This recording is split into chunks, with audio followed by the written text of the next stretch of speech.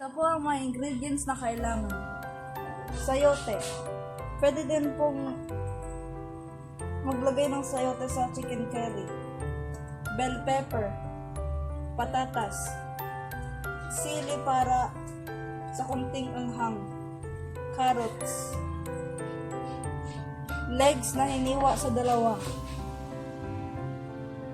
Sibuyas, luya, bawang, at chicken cube para sa lasa.